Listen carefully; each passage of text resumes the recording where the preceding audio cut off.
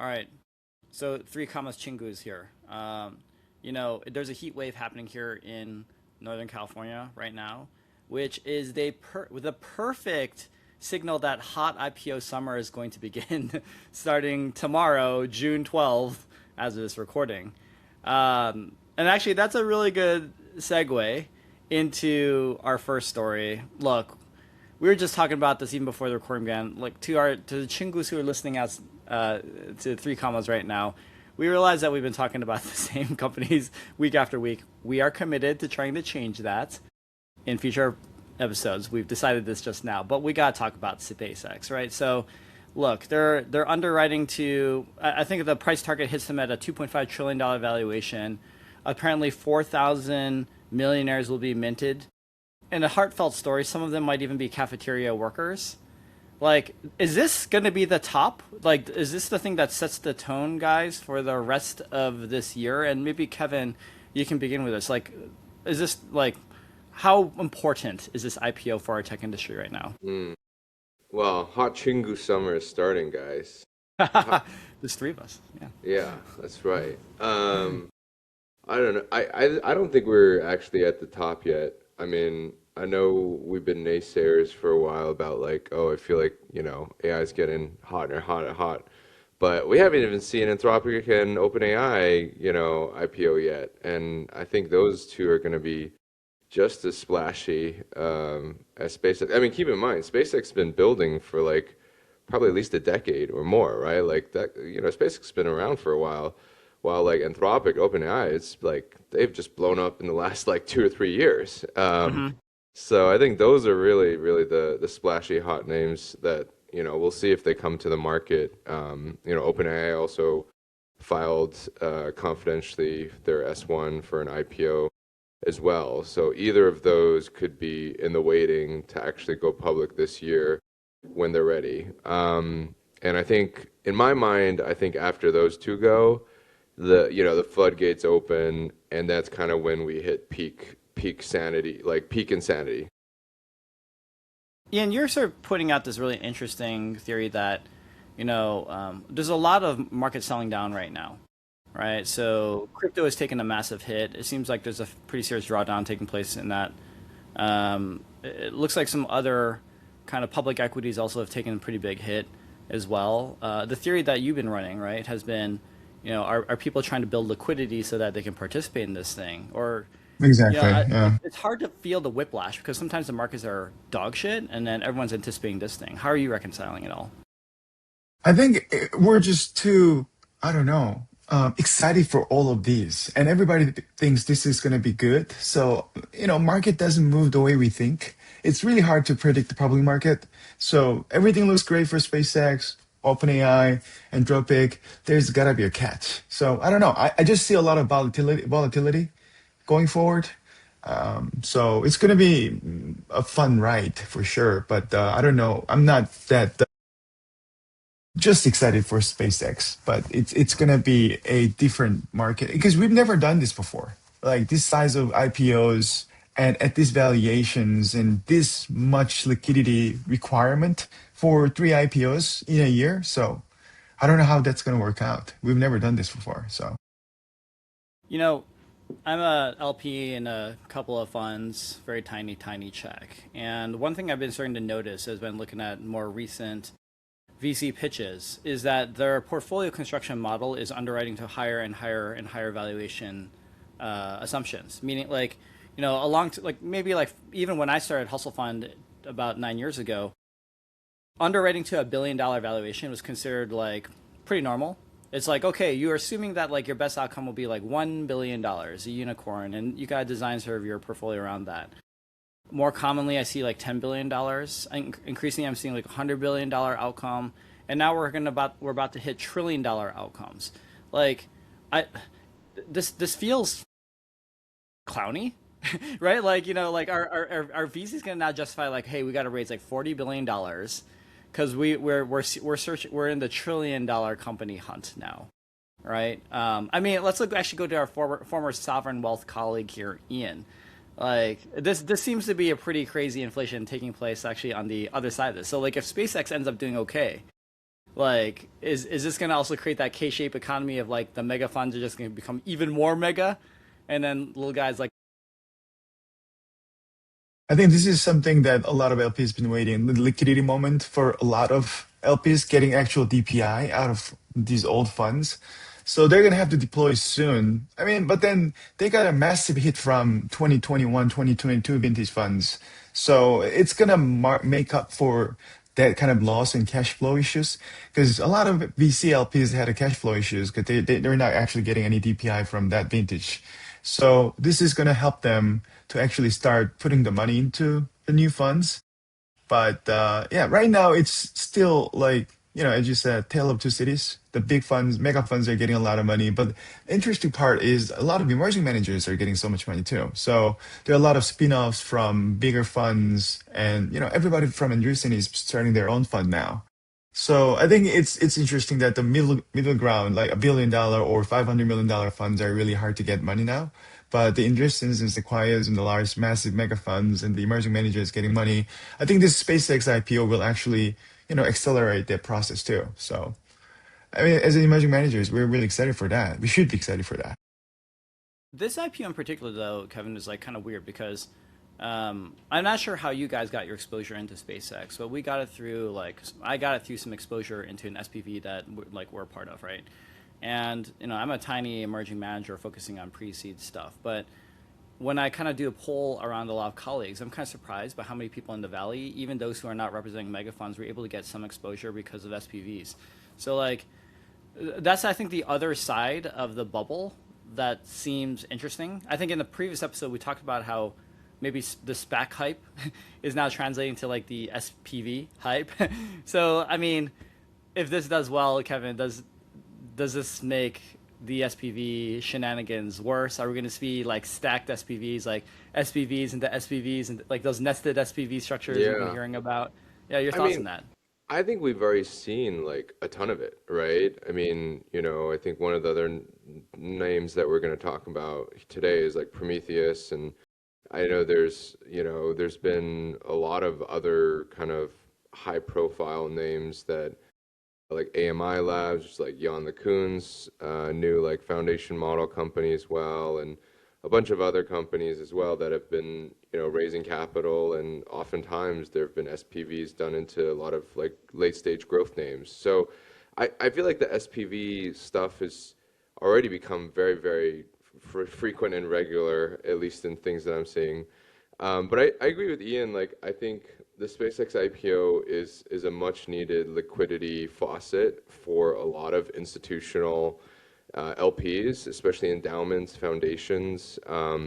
I was at a event today where one of the kind of folks who leads like investor relations for one of the largest like growth funds out there, she was saying that like some of these LPs, institutional LPs, have like 15% of their like NAV is like tied up in like SpaceX exposure, which is like kind of crazy, right? For a large institutional LPs to have that much of their kind of investment like portfolio tied up in like this one name is crazy. And I heard that the IPO, I mean, it priced at, what they said they were going to price at 1.75 trillion approximately.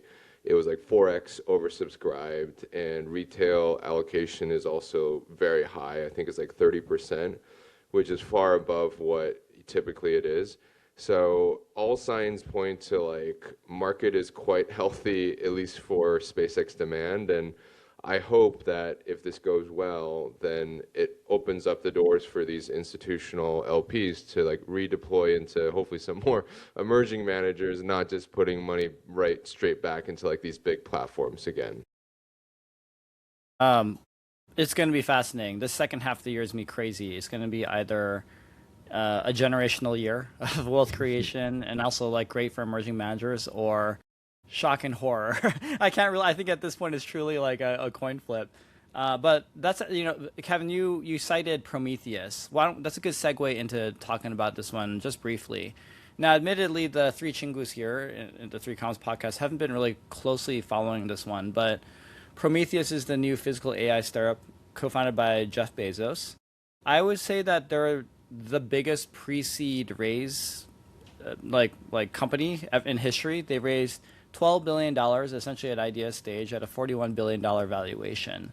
So what they bill it as is they're trying to build the artificial general engineer for the physical world, right? So maybe the two sides of the coin is Anthropic OpenAI might be building the world's greatest software engineer right now. Maybe is a broad generalization, and then they're trying to build something that's much more around the physical atoms. From what I understand, I could totally be botching this.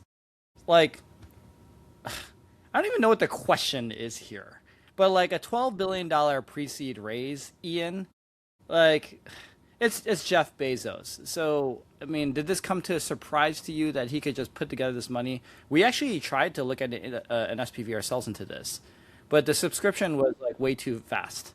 So we were just no, we can't pull together cash this fast. So everyone's throwing money at this dude. I mean, what's your reaction, Ian, when you hear Jeff Bezos' new startup here? I think this is the next Blue Origin for him. So we know how Blue Origin is performing right now. So it's going to take a lot of Holding on the time. launch So pad. yeah, exactly. So I mean, but it's a good, I guess, attempt to figure out the physical world. Everybody agrees that it's going to be the next AI, and it's also Bezos being late to the game of AI. He's trying to catch up. He realized he cannot catch up. He's trying to play the next game, which is too soon. I feel like this is a little bit of, investing in climate change in 2020. I mean, 2012. So it's too early. I don't know how. I mean, but it's still $12 billion. I don't know how long they can survive with this. It might be forever. So I guess this is the next toy project for Jeff Bezos after the Blue Origin. So, I mean, they might do something, but we don't know how long that's going to take. Yeah, I mean, Kevin, so we know what Jeff Bezos is, in his mid to late 50s right now. He's got a new wife and a new lifestyle, big muscles, right? I mean, we've all seen, I think, the late 90s version of Jeff Bezos, the scrawny hunchback nerd who spray painted his office that said Amazon.com and was famous about just sheer austerity and militant work life. I mean, is this, as Ian is describing, you think a toy project, or is a guy like him actually even capable of grinding hard for something like a new project like Yeah. this? I mean, I was gonna go, yeah, you're leading me exactly where I was gonna go, which is I mean, I think there's something to be said for physical world AI being, I think, gonna be where we see a lot of transformational technology and productivity gains. And so I do think I believe in the general thesis of what they want to do. But I think, Bezos is just very different from a Elon Musk, right? He's married, he has a new wife, he bought a giant yacht, he had a beautiful wedding in Venice. He's going to cool, fun events and Met galas and Gala. stuff. Yeah, he's enjoying his life, which I think is great. He should. He's worked hard his entire life. He's extremely successful, and I think he should, enjoy, the fruits of his labor. But the thing is, it's very hard to go from that back to saying, hey, I'm going to be full time as well, building this company. I just don't really believe it. And I don't think the mindset that is really there anymore in a way that Elon still kind of grinds, right? There's just something passion, something internally driving him to go and do these things. It's not the money, it's not the fame, it's something at a deeper level, right? And he's not married, doesn't really, I don't think he has a stable partner or anything. He doesn't go to galas, he doesn't go to fun stuff. And so for me, we got to look at it actually through a couple of SPVs, but same thing, it was moving super fast. I also just could not get comfortable with this valuation, even with the star-studded Bezos and a bunch of amazing former Google executives. There are some great Anthropic OpenAI spin-outs of AI research labs that raise at whatever, $3-4 billion valuations, which sounds crazy even at that, but multiply that by 10, right? 41 billion is just kind of outlandish for a pre-product, kind of everything type of investment opportunity. So for me, it was just kind of honestly pretty obvious decision from that perspective. But it's interesting to see. I like what the company wants to do, and I like the direction. I'm just kind of curious to see how it goes.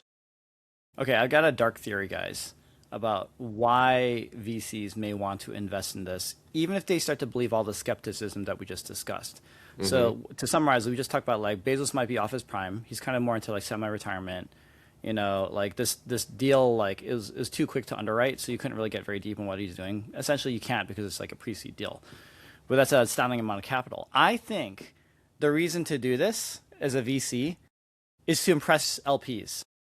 You can like logo stack this thing and say like, hey, institutional whatever endowment or whatever, like I got access to Jeff Bezos. Jeff is a friend, right? Like, and I can like do other like high profile deals like this. Like I think deep down a lot of these people are realizing there's a really really decent shot that this is not going to work or make any money for anyone, but they're stacking an insane logo with a generational founder on top of it, putting it on a giant fucking slide in like biggest like 82 font text, and saying like we got access. Jeff is a bud, right? And then probably leveraging that for maybe their own fundraise. But is Logo that stacking.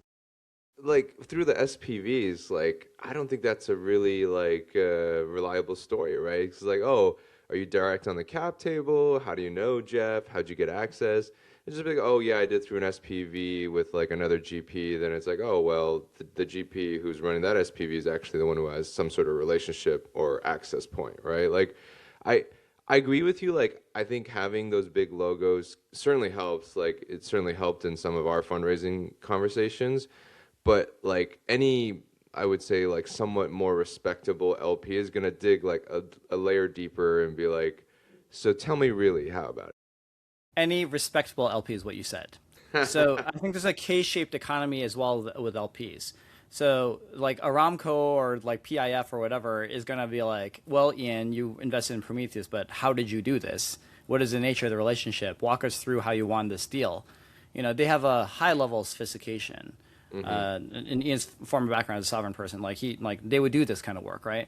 But then there's the family offices.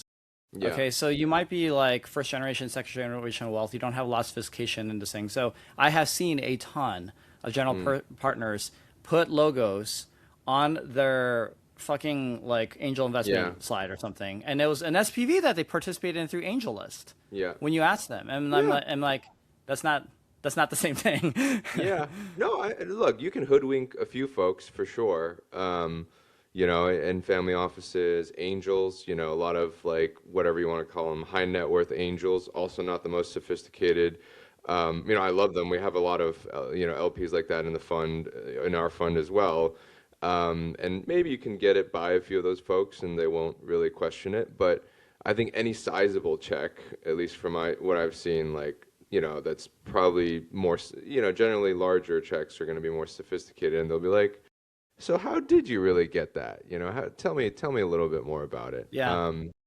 But no, it's a good strategy. I mean, I won't deny it. Like we've been doing some more growthier investments as well, and part of it's like some of these names like physical intelligence or like Replit are like things that people recognize. So it certainly helps to say, oh yeah, we're in this. But I will say like we are direct on the cap table for those. So it's Exactly. like, That's the it's a difference. little bit, and I can say that very openly, and the LPs I think hopefully they recognize a difference.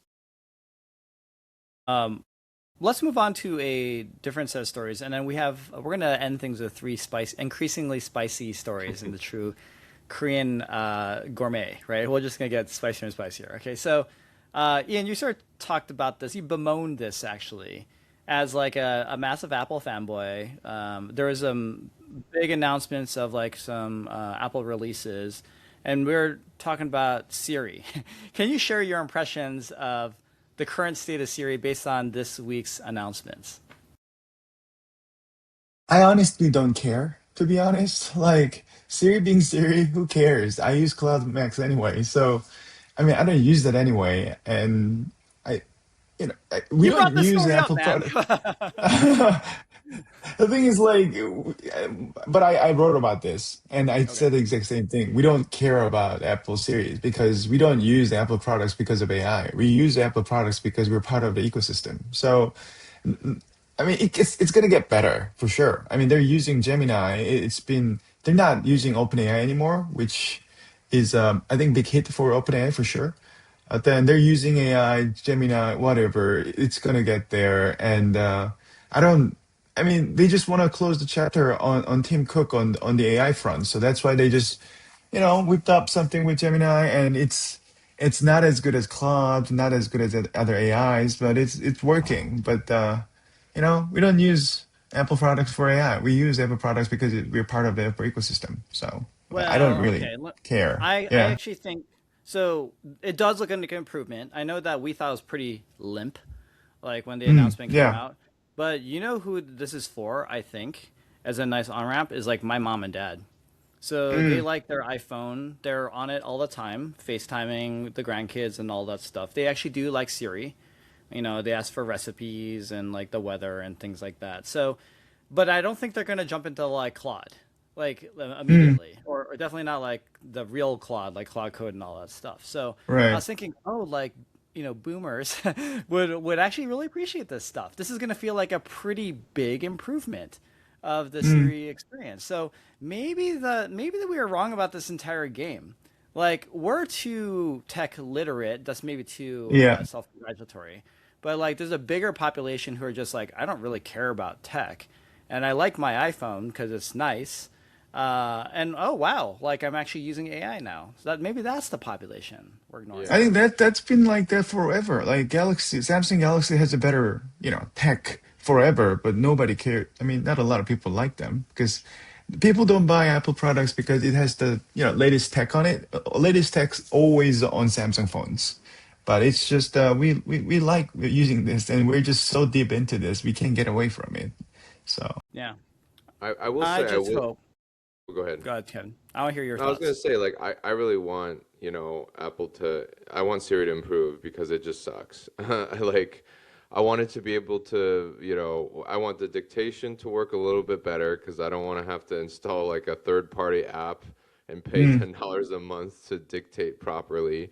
And I also want Siri to be able to do a little bit more, basic, even just very basic stuff. Like I want it to be able to like if I'm on the road, I'm driving, I can say, "Hey, text like, my wife, I'm gonna be late for dinner or whatever it is." Like some of these very basic things that, could be very additive to our life, like we can't even do them well in in the existing Siri kind of interface. And so I'm like, if they could just make it slightly better, like I would use it more often. Yeah, you took the words right out of my mouth, man. Which is like, even if they were to get to the level of Super Whisper, Hmm. right, on like voice dictation, that would be a game changer because Hmm. they've essentially removed the need for typing in like 90% of use cases or how I use my phone. Sometimes Hmm. I'm in the movie theater and I want to be like, texting like that. But like, uh, like even just that, right? And it's shocking to me that like, just buy one of these fucking companies or something and just like plug it in or whatever. But I'm sure it's more complicated. Anyway, well, let's not talk more about Apple. Again, like for chingus out there listening, we're gonna try to diversify some things. And starting now, we have some fun stories that we want to get into. Fun being a weird term. Ian, you want to introduce what is happening to South Korea's very own Coupang? yeah. So that's an interesting story. So South Korea Coupang has some data leaks. So they got some personal data got leaked, and they got sued, and they just got fined for $400 million from the Korean government, which I think is a lot. I mean, not a lot for Coupang. I mean, their market cap is much bigger than that, but for sure, it's one of the largest fine amount that a company got for personal data leak. So the reason why we think is Coupang was not being very friendly to the government. They're trying to use the power of the U.S. government a little bit, talking to Bum Kim, talking to David Sachs, and try to pressure Korean government from penalizing Coupang for the data leak a little bit. And that's a big story in Korea because if it's the Korean sentiment that if Bum Kim or the Coupang guys came to Korea and said, We're sorry, we made a mistake," it wouldn't have been $400 million. But they're just trying to fight against the government and they're actually penalizing or punishing Coupang for that. So I don't know how this is going to end. Are they actually going to fine $400 million and get all of it? Or would there be any resolution to it? But it's just a weird dynamic that companies are starting to, going against governments and getting into fight. A little bit political for, I don't know. I wouldn't have. I mean, Coupang shouldn't have done this. Like things are going too political for a lot of companies, and we see that in many different sectors, like SpaceX or OpenAI, trying to get money from the government. And this business and politics were a little separated before, but it's converging into one, and there's a lot of friction in it. So I think Coupang is one of those cases. I mean, like when I saw that number though, Ian, $400 million. Honestly, like I kind of yawned because I just for a few reasons. One is like we're used to such huge numbers right now in Silicon Valley, right? So felt like a rounding error. Yeah, although this is a historic fine, is what you've indicated. But the second part too was just like the reason why they were fined. Like a data breach is no joke, but I assume they're happening all the time, right? I'm just getting like Exactly. constant emails saying like, oh, like your social security address, mother's maiden name, children's names have been compromised. Like, here's like an identity protection service for 6 months, and like a class action lawsuit that yields like $22.37, like 5 years later for me. I mean, is like notes on the ground, right? So you're calling in from Korea right now. I assume that Korea has not really gotten to that point of being so jaded as they are in America right now. It seems what you're indicating. Is that the case? Yeah, yeah, yeah, I think that's the case. So I don't know. I don't know how this is going to end up. There's been a lot of, I guess, fight in the Congress in Korea. Like Coupang CEO were here. We had a new Korean CEO there, and it's, I don't know. I don't know how this is going to end. But I just see these things a lot. We're just seeing these things a lot more and more, and sometimes I feel like our investments are getting into politics too much, which is not something that I like. Or we got to think about this some uncertainty that the politics getting into the business way. I think Coupang is one of those cases too. So, I I mean, mean, I think in yeah. Korea it's just like I think they take the government and the society in general takes like consumer protection very seriously. And so I think, I don't know, in some ways it's a good thing because it's like, you're looking out for the little guy, but at the same time, it's kind of like, yeah, in the US, you're right, Eric. Like, I think people would just bat an eye and be like, oh, just another data leak, it's okay. It's another cyber attack, and, my passwords got leaked again. All right. But I don't know. I think what I heard was that, this has been a story that's transpired for, I think actually the incident happened starting April or June of 2025. So it's been like Right. over a Over a year year. at this Yeah. point. So like it's kind of funny because this news has been out there for a while, but I think the government was probably still figuring out what they wanted to do in terms of penalty and punishment. But I heard that like part of the issue, and I think Ian touched upon this, is that Baum, the CEO and the founder of the whole business, Coupang, was like not really willing to apologize. And in Korea, it's a very like honor, Yes. shame kind of culture where you just like, business Bow executive to the bows their, floor. yeah, Yeah. like you bow your head and you just say, I'm really sorry, I'm like ashamed, blah, blah, blah. And then, that's kind of like the tradition, right? That's just part of like the culture of like what you should do. And I think in this case, because Baum, it's a US headquartered company, and he's a little bit more of like an Americanized kind American. of, yeah, business executive. I think he's just not willing, he doesn't want to do that. And so there's also probably a bit of this kind of cultural conflicts and tension where he's not willing to kind of bow down to like what the traditional decorum is. So it's kind of fascinating to just like hear about. but I don't know. It's a pretty small. I mean, in the context of their overall market cap, right? It's pretty small fine. It's just one. I think one thing is Coupang is generating most of their revenue from Korea, even if it's an American company. So I mean, sorry, I don't know how much this is going to affect, the government relationship to the Coupang, because the government is actually trying to change some of those rules around Coupang's operations. So I Yeah. don't Mm. know. So there's a comment that Ian made a moment ago, which I think I is hope he doesn't die. Yeah. Drink some he's water. okay. He's in that water. It's good. It's all he'll survive. Just like Coupang will after they're fine. So you made this comment, which is like you wish that tech news would be separated from politics, and we've discussed this before. I 100% agree. I think Kevin does too. But like, okay, I hate these kinds of comparisons because they make people sound smart when actually it's fucking stupid. So I'm about to make one of these comments.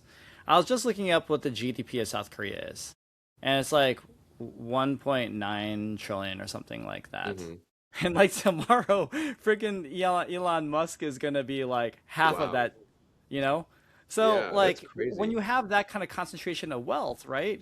I'll go to you, Kevin, on this one. Like when you have that kind of concentration of wealth, like individual can become a soft power, right? Mm. So is this going to be the thing? Like when Kevin becomes like a multi-billionaire, like you're going to have to start to weigh in on like poverty policy in like the UK and things like that. I don't know.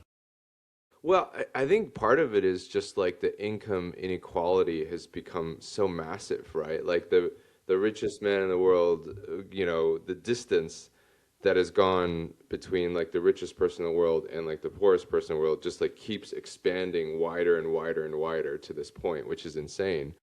Um, and yeah, I mean, like, Elon's, I feel like at this point where he has an immense amount of power and influence if he chose to wield it. The funny thing is, I don't feel like he's actually been doing much with it, Like, if you gave that influence and power to someone else that was a little bit more strategic and maybe a little bit more political and conniving, I think someone could do a lot with it. But I guess maybe we're somewhat fortunate that Elon has just continued to like focus on playing with his rockets and building cars and robots as opposed to like trying to buy a country or I don't know, topple a nation or something. All right. Well, I think that's being a little bit too nice to him, right? I mean, like he does like weigh in on the scales on like campaign finance and things like that Mm, too, right? So maybe the goal is not to like buy Korea or like a smaller country, but I do think he's trying to some degree to buy America, right? Like with mm. these like contracts with like the government working with SpaceX and like Starlink and all this kind of stuff. But I'm with you. Like in spirit, I think I'm with you, Kevin, because like it's not like he's getting all this money and then like spending it on better haircuts or like a bigger house. Like as far as I know, he's still like largely transient person. He's in that like tiny boxable hut next to like the SpaceX launch site, and I don't even know if he he has a doesn't. yacht. Like, does he even have a yacht? I don't think he does. Actually, I think he was pretty famous about saying like he's given up like most of his worldly possessions, and I think that's Hmm. far fetched. But like for someone of his wealth, like I would actually expect quite a bit more, right? He's got his jet, but I kind of get that. Do So you think these billionaires will run for president though? Like, yes, do you see Jeff Bezos running for president, Mark Zuckerberg running for president at some point? yeah, Because Elon cannot run because he's from Oh, he's South South Africa. South African. So Africa, yeah. Yeah. yeah, No, yeah, 100%. so Even like when I was at Facebook before it was called Meta, Zuck was testing the waters to run. Right, he mm, did this one thing of like going on a 50-state listening tour like one year as one of his like challenges, and like he was definitely testing waters, and internally the whole Facebook organization was being prepared actually to like have him mm, quit to actually do this kind of thing. So Yeah. I I think there's mean, when you definitely have appeal. all this money, like, what else is there? This the only other thing you want is power, right? Power and fame. Like, what exactly. else is there to want? But like Yeah. why be president? Isn't that like the shittiest job in the world? Right? Like I really think it is. I mean, it's I think it Yes, I get depends the how power, but seriously.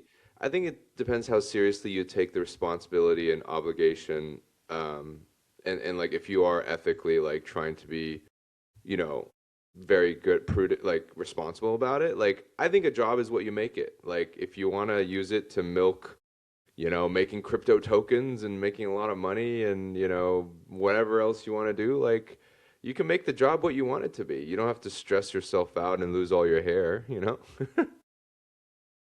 yeah, not for us. I think the chingus, once we're all billionaires, let's get our yachts. We'll park them next to each other, go to Monaco, work out, get some huge muscles, have our hot wives. I'm Yeah. okay Yeah, with but then that. it's gonna be like for a few years. Being on a yacht for a few years after that, it gets boring. So you want to do something No, but interesting, but then we like raised in. $12 billion to create an artificial general engineer. So And this is the next toy. My question is Jeff Bezos' next toy will be America? Like, become being the president? Yeah, because I I think think they're he's gonna gonna run for it. he's trying to position Yeah, himself for this kind of stuff. I mean, he's weighing in on that exactly. kind of policy. All right, we'll get back to that story, which is like billionaires or plutocracy running America, like a startup, I guess. Let's get a little bit spicier though. Mm. So, Kevin, I feel like we bully you a little bit too much. You're our SoftBank guy, and we saw that story, which is okay. Read the headline. I think it's from Bloomberg. It said, "SoftBank attempt to get $6 billion OpenAI margin loan stalls." So, actually, why don't you introduce this one, Kevin? Like, what was this story purporting was happening on the SoftBank side? Yeah, absolutely. I'm just gonna try to pull it up right now. Okay, no, okay, I can introduce it. I put you on the spot a little bit. So like the TLDR is like Masa tried to talk to a bank to see whether he could collateralize his open AI stake to get a loan to invest in more open AI. So it's just like a margin investing play. And I think the banks were like, fuck no. We're not gonna let you do that. Yeah. Bold. Yeah. I Really mean, bold. but by the way, though, Masa has used this strategy, this financing strategy for decades. I don't know if this is, something that you guys are aware of or the public is aware of, but he's always borrowed against public shares to finance anything that he wants to do in the company, and generally has been able to get it pretty easily because, first of all, he's borrowing against like Alibaba, for example. Back in the day, he would always borrow cash against Alibaba shares. I think he borrowed cash against his ARM shares as well, where they own 92% or something of ARM, which is a publicly traded business. And so it's usually easy to like borrow against these because the shares are publicly traded stocks. So like the bank can mark to market every single day what it's worth. Um, and the other thing is Japanese banks in particular, interest rates in Japan are some of the lowest in the world, and all these Japanese banks have tons and tons of cash. And so he can usually get a lot of power to borrow, plus at a very low rate.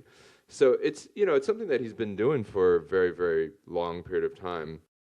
But I guess I'm not sure why the lenders perhaps, didn't want to do this. I think one is OpenAI is still obviously a private company. So there's not that same public like valuation you can market every single day, and the lender knows exactly what the value of that collateral is. And then the second is, maybe there's some hesitation that like, hey, Anthropic is doing really well.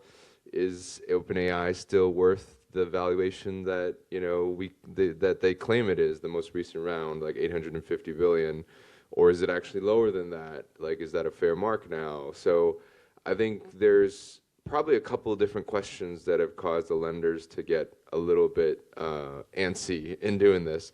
But it's interesting because Masa has always borrowed tons and tons of money to fund all the crazy projects that he's wanted to do, and usually it's worked quite well.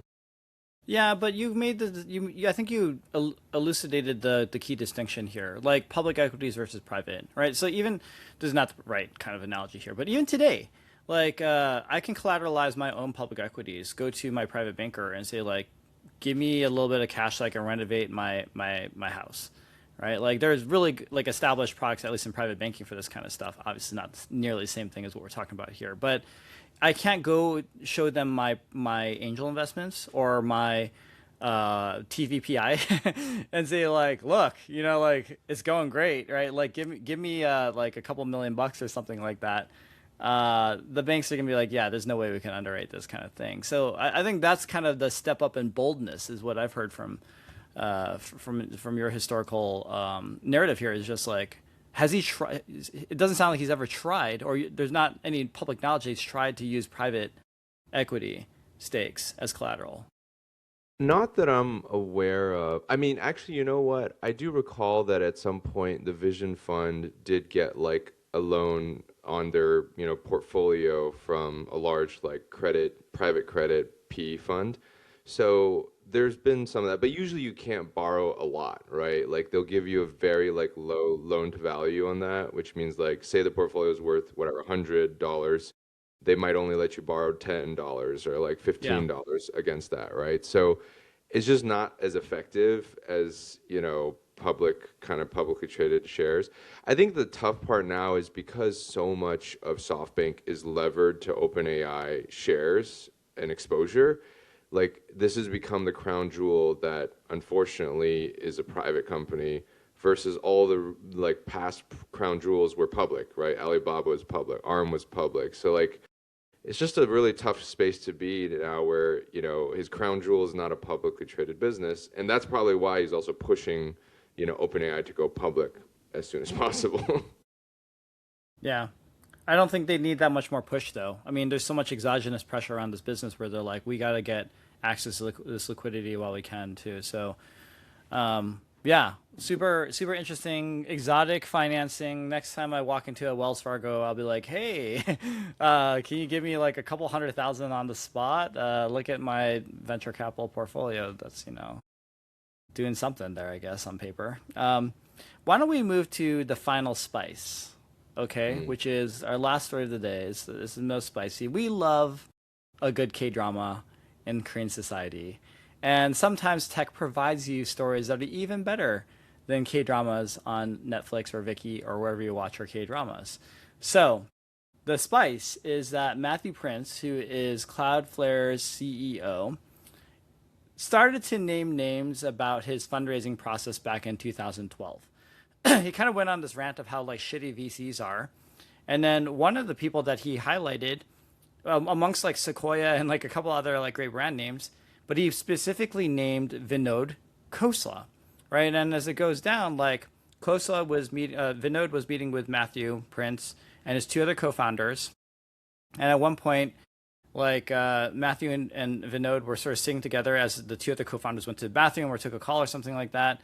And Vinod said, like, I like you. If you fire them, I want to fund you.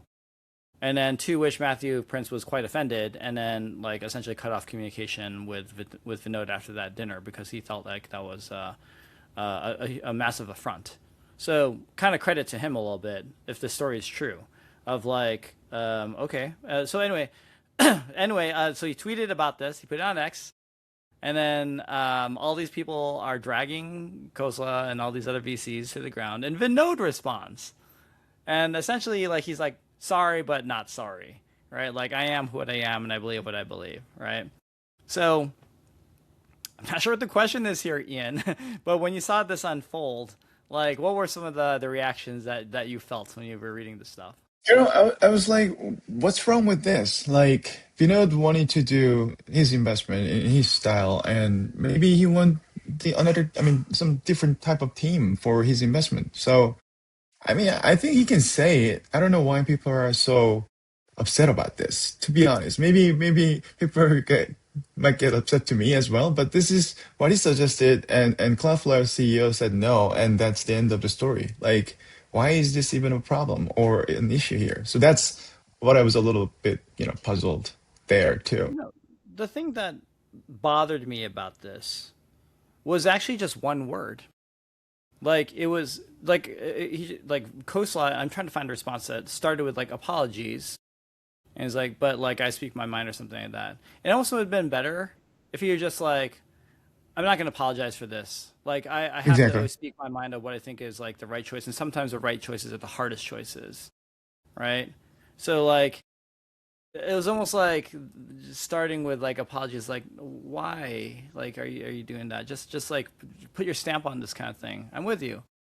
Um, the other thing too, though, is just like um, which was surprising for me at least, Kevin. I want to get your take on this. Is rarely, even with high profile founders, do they name names with VCs who've been shitty to them, right? Like this has actually been considered as sort of like a unspoken taboo rule that you don't do this, even if you're pretty high profile. Now, Matthew Prince has done this. I think like people like Palmer Luckey have done this, but of that sort of realm of like even like pretty successful founders, this rarely really happens. When I was a founder, I didn't want to name names publicly too because I was like, I might have to end up working with someone that knows this guy someday, right? Mm, Like, so are we entering a different kind of era of accountability with founders? yeah. I think the issue was that Khosla didn't like admit that it was true. Like he said, I didn't do that. We didn't discuss equity, and this firing thing is a fictional story, which unfortunately it sounds like is a true story because basically they posted the term sheet on Twitter afterwards, and they're like, hey, this is a real story. I have the term sheet that proves it.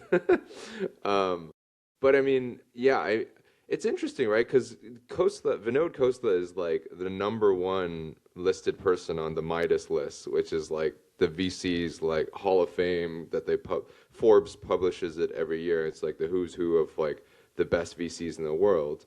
And so like to basically be saying like, hey, we don't Vinod did this is kind of like, it is very gutsy from Prince to be able to do this. And at this point, he probably just doesn't care, right? Like I don't know if he's a billionaire. He's probably a billionaire at this point. Yeah, Like for sure, Cloudflare's yes. done super well, so like it's probably like I don't care anymore. Like I'm not gonna need Vinod Khosla to like do anything for me in the future. Though you never know. Like I think the world's a small world. You never know when, why burn bridges if you don't have to, right? And so I'm actually kind of curious, like why this kind of popped up because it's like I wouldn't probably put something like dirt. I wouldn't air dirty laundry unless like I had to, or there was something that really, really pushed me over the edge to do so. But anyways, it is kind of refreshing in a way to be like, we're gonna hold you accountable for what you do and you don't do, and what you say and who you are, because people should know, who they're working with. And but I think a lot of people know Vinod Khosla is a little bit of like a Yeah, kind of out there. he's a character. Yeah. Yeah, Yeah. hard to work with, but known to be incredibly smart. There's like that show Billions. Mm. The lead character is this guy named Axelrod or Yeah. something like that, and like he's got the best quote, right? Which is like, "What's the point of having fuck you money if you can't say fuck you?" Right? And like, you know, hats off, Matthew Prince. I think you're exercising that principle to a T right now. It wasn't even just that one tweet, right? Because like there are like many conversations. He's been responding to a ton of people. He's been doing follow up tweets like the term sheet thing, which is a new thing I saw today that you shared or Ian shared. So like it's something. Anyway, you can tell that the chingus here right now are not quite in that territory. We're going to keep our mouths shut for just a little bit longer in our careers before we write our tell-all book and all that stuff.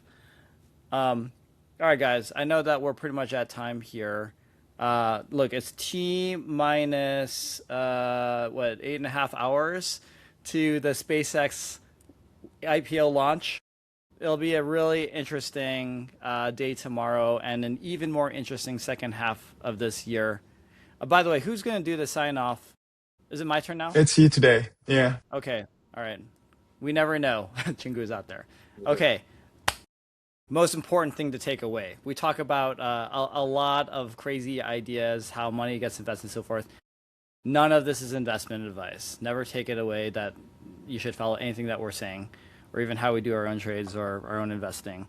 And a final reminder too, like this is a follow-on from the last episode that we have. We are still on the hunt for our fourth comma.